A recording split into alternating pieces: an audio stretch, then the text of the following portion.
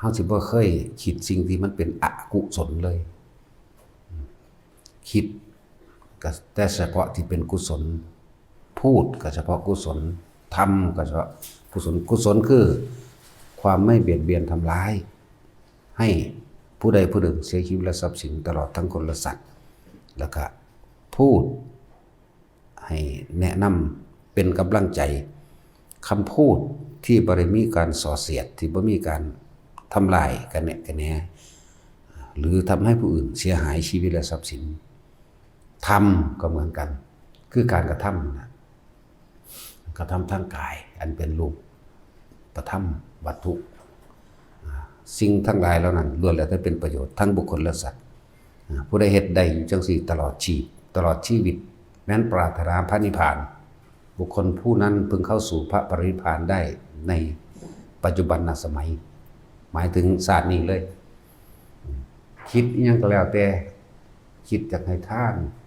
คิดอยากสวดมนต์สาธยายธรรมบทนั้นบทนี้ชักจูงชักชวนคนเข้าวัดฟังธรรมคิดดำริคือคิดอยากช่วยเหลือคนทุกข์คนยากตกทุกข์ได้ยากคิดอยากช่วยเหลือให้การศึกษาคิดอันใดก็ได้ที่มันไม่เป็นไปเพื่อความเบียดเบียนทำร้ายนี่ผู้ใดผู้หนึ่งเสียชีวิตและทรัพย์สิน ตลอดชีวิตนี่คิดแต่แนวเดียวนะบ่ไปฟังคำที่เขาชักจูงชักชวนให้เกิดความอิจฉาริษยานินทาใส่ร้ายกล่าวตูบ่ให้ความเห็นกับการนินทาใส่ร้ายกล่าวตูบ่ตัดสินกับการว่าผิดหรือถูกในการหมายถึงสิ่งที่มันเป็นเหตุให้ผู้อื่นเสียชีวิตและทรัพย์สินนำพวกนี้บ่มีเลยตลอดชีวิตแม้นเขาผู้นั้นปรารถนาซึ่งพระนิพพานเขาจะได้นิพพานในศาสตร์นั้นสามัญญผลแห่งกุศลธรรมทั้งหลายบ่ซั่นเพิ่นสิแสดงเอาไว้ว่าสัพพะปาปัสสะอะกรณังกุศลสูปสัมปดานี่สจิตตปริโยทปันนังเอตังพุทธนาสาสนังผู้ใดที่สั่งสมสิ่งที่เป็นกุศลไม่คิดอกุศลเลยแม้เพียงน้อยนิดทั้งพูดและการกระทำนั้นด้วยบุคคลผู้นั้นแม้ปรารถนาซึ่งพระนิพพานในปัจจุบันชาตินั้นเขาพึงได้สิ่งนั้นนี่เป็นคำสอนนี่เป็นคำสั่งสอนของพุทธเจ้าทุกพระองค์พุทธศาสนังศาสะก็คือความรู้ศาสตร์นั่นแหละวิชานั้นศาสตร์นั้นศาสตร์นี้พุทธศาสนังเป็นคำสั่งสอนของพระเจ้าทุกพระองค์นั่นแหละมันจึงเริ่มต้นด้วยว่าขันติปรมังตโปติติขานิพพานังปรมังพัทันติวัฏัญญูนหิปัชชะจิตูปรูปคาติสมโนโหติปรังวิเหทยันโตนั่นแหละเรียกว่าขันติเป็นตบะอย่างยิ่งเป็นเครื่องข่มอกุศลเป็นเครื่องข่มความอกุศลธรรมาเป็นอกุศลธรรมอัพยากตาธรรมาผู้ใดว่างกายว่างวาจาว่างจิตเป็นกลางใดผู้นั้นก็เข้าสู่ความพ้นทุกข์เป็นผู้ไม่สุขเป็นผู้ไม่ทุกข์อทุกขมะนี่บ่สุขบ่ทุกข์ละบาดนั่นแหละคนที่สามารถทำตนทำจิตทำใจทำกายทำวาจาแบบนี้ได้แน่นอนเที่ยงแท้เข้าสู่นิพพานแน่นอนแล้วมันบ่แม่นเฮ็ดแค่นี้บัดนี้ มันก็ต้องมีการฝึกหัดปฏิบัติรู้อยู่กับลมหายใจคำว่าธรรมคือเฮาบ่ฝืนธรรมชาตินั่นแหละสำหรับผู้ที่ออกจากการเวียนว่ายตายเกิดธรรมชาติทั้งหมดในความเป็นไปของหมู่สัตว์ทั้งหลายที่เวียนว่ายตายเกิดเพราะคิดอกุศลธรรมชาติของสัตว์ทั้งหลายที่เวียนว่ายตายเกิดในทางที่ดีเพราะทำสิ่งที่เป็นกุศลแต่ธรรมชาติสองอย่างเราต้องวางนั่นแหละเหนือธรรมชาติเนื้อโลกเป็นโลกุตระเป็นซื่อมันซื่อได้ที่จริงบ่มีหยังบ่มีแบ่งแยกหยังบ่มีการแบ่งแยกคนสัตว์บุคคลสิ่งของจิตเป็นกลางมันบ่แบ่งแยกเราสิสร้างเฉพาะสิ่งที่มันเป็นกุศลอย่างเดียวจังว่าพวกเขาเมื่อเดินทางมาถึงจุดนี้แล้วเดินทางมาให้มันเป็นสุดท้ายนะบ่มีความหวังบ่มีความปรารถนาไปในภายภพหน้าอีกให้ชาตินี้ทุกข์กับทุกข์ที่สุดในชาตินี้แหละให้ ให้มันสุดทุกข์อยู่ศาสตร์นี้ความคิดทั้งหลายเฮาสิบ่คิดนึกปรุงแต่งในความอยากได้และอยากเป็น เพราะว่ามันอยากได้กับมันอยากเป็นเฮ็ดอีหยังก็คิดหาตั้งแต่ผลประโยชน์และกำไรบ่ต้องบัดนี้เฮากระทำดีหรือช่วยบุคคลใดสัตว์ใดก็แล้วแต่นี่ไม่หวังผลประโยชน์จากบุคคลที่ช่วยจากบุคคลที่ให้จากบุคคลที่ทำเฮาสิบ่หวังบ่เอาอีหยังเฮ็ดซื่อๆทำเฉยๆทำแบบปล่อยทำแบบว่างแต่เฮาบ่ปล่อยแต่เฮาบ่ว่างเฮาก็ต้องเวียนอยู่นี่แล้วทำแบบปล่อยทำแบบว่างคือบ่หวังผลนั่นเองใครจะยกย่องเชิดชูว่าดีก็ช่าง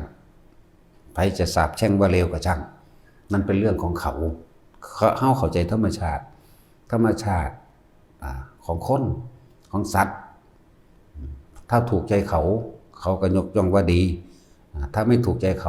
าก็สาปแช่งว่าเลวก็แค่นี้เฮาสิไปถือเอาทั้งดีและเลวมาเฮ็ดหยังจังว่าคำว่าปฏิบัติธรรมก็คือทำจิตให้เข้าถึงธรรมชาติของหมู่สัตว์ของโลกของวัตถุธาตุทั้งสี่ดินน้ำไฟลมและใจของหมู่สัตว์ตราบใดที่เขายังมีความหวังความปรารถนาเขาก็เวียนว่ายแต่เกิดไปตามความปรารถนาของเขาจังว่าเฮาก็มีเครื่องอยู่ของเฮาเอง การอ่านหนังสือธรรมะการฟังธรรมะนี่ก็เป็นกุศลธรรมเป็นกุศลธรรมะเป็นกุศล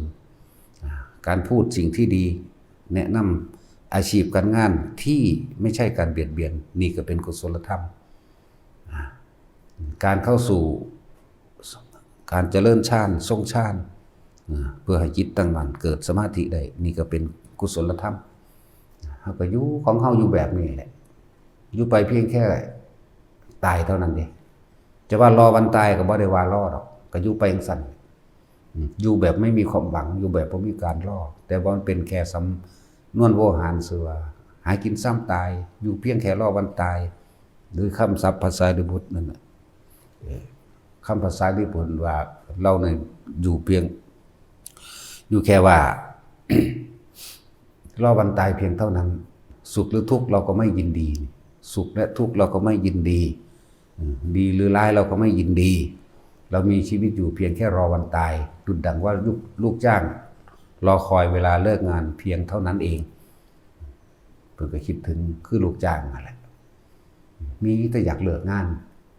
แต่มันเป็นสำนวนโวหารของพระองค์เพิ่นนั่นแหละแต่ผู้ใดทำจิตเป็นกลางสบายๆได้นั่นคำว่ากุศลมีผลคือบุญนี่คือความสงบเย็นภายในจิตใจของเจ้าของเองผลของกุศลทั้งหลายที่พวกเรากระทำคือบุญคือความสงบดับเย็นภายในอารมณ์ความรู้สึกที่บ่มีความเร่าร้อนกระวนกระวายในความอยากได้อยากเป็นที่บ่มีนี่แหละเอื่นว่ากุศลส่งผลให้เกิดบุญคนบ่เข้าใจว่าบุญคนก็ท่านก็ว่าบุญโลดท่านก็เป็นบุญอยู่แต่ว่าวางจิตเป็นจึงจักเป็นบุญทานโดยไม่หวังสิ่งใดตอบแทนไม่มุ่งการสังสมในความอยากได้อยากดีอยากมีอยากเป็นทานนั้นแหละจึงเกิดความสงบเย็นภายในจิตของตัวเองชื่อว่าบุญนี่กุศลทานนั่นแหละกุศลกรรมบท10แต่จะว่าไปหลายๆก็ดี ให้เฮ็ดไปดุจดังว่าลูกจ้างรอเวลาเลิกงานเท่านั้นแหละตายเมื่อไหร่ก็เมื่อนั้นแหละจังว่าพวกเฮาสั่งสมอยู่นี่เฮ็ดไปเรื่อยๆของเฮาเองเฮาออกไปโลกข้างนอกเบิ่งโลดมีแต่ความแข่งแย่งแข่งขันชิงดีชิงเด่นกันนี่ธรรมดามีแต่สิเอาชนะเท่านั้นเด้มีแต่สิรวยมีแต่สิอิทธิพลมีแต่สิอำนาจคนในบ้านบ่เว้ากันเด้เรื่องภาวนาเป็นจังไดสงบอยู่บ่มื้อนี้ชาติ1 2 3เป็นใดมีอาการปิติอยู่บ่ปิติเจ้าเป็นแบบใดเจ้าเป็นแบบใดมีอยู่บ่มีเด้เชิญเถอะบ่มีบ้านนึงมีคนหนึ่งก็หายากธรรมดาเด้นั่นแหละ4-5 หมื่นอำเภอนี่7-80 จังหวัดนี่เอามันสิมีพ่อ 4-5 หมื่นคนอยู่บ่ขนาดว่า4-40,000 กว่าจังหวัดสิมีพอ 40,000 คนอยู่บ่คิดเบิ่งดีๆเด้อคน7-80 ล้านในประเทศไทยมีพอ70 คนอยู่บ่นั่นคิดเอาสิภาษาหยังว่าบ้านหนึงแต่จังหวะพวกเฮาเราทำเพื่อทิ้งเราไม่ทำเพื่อเอาเลยทิ้งทุกอย่างเพราะเฮาเห็นแล้วฮู้แล้วตามความเป็นจริงแล้วว่าคิดแบบนี้เร่าร้อนกระวนกระวายคิดแบบนี้สงบเย็นทั้งสองคิดอันนี้บ่เอาละบาดนี้มีแต่สิทำสิ่งที่เป็นกุศลอย่างเดียวจังว่าเฮ็ดไปเถอะว่าจิตสุดท้ายของแต่ละคนมันบ่มีความปรารถนาเฮาเห็นทุกข์อันเกิดจากการสร้างครอบครัวมาบ่แห้งแล้วเห็นทุกข์ในการห่วงลูกห่วงหลานห่วงพ่อห่วงแม่หรือห่วงผัวห่วงเมียหรือห่วงทรัพย์สินสมบัติเฮาเห็นมันคักล่ะมันมีแต่ความเร่าร้อนกระวนกระวายนั่นแหละจึงว่าชีวิตนี้ที่เหลือไว้เพียงประโยชน์ผู้อื่นเท่านั้นบ่มีแนวอื่นปะปนเลยนั่นแหละพอ